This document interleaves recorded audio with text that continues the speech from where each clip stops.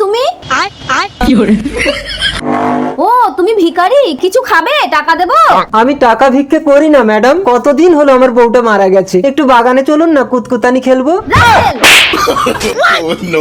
আস্তে লেডিস। এই যে এই তুমি ভিখারিটাকে মারলে কেন? এই ভিখারিটা তো ফুলসজ্জা ভিক্ষা চাইছে, আপনি দেন। অবশ্যই দেবো, একটা ভিখারিকে ভিক্ষা দেবার মানসিকতা নেই তোমার? কেমন মানুষ তুমি? এই নাও ভিখারি, এই শাখাগুলো আমাকে পরিয়ে দাও। ও ম্যাডাম, এই অশুভ ভিখারিটাকে আপনি বিয়ে করছেন? কি করব, কেউ ফুলসজ্জার অভাবে কষ্ট পেলে আমি সহ্য করতে পারি না। দেখো না কতগুলো শাখা আমার হাতে। এতগুলো শাখা আপনার হাতে? তার মানে এতগুলো স্বামী আপনার? আরে এটাই তো আমার ব্যবসা।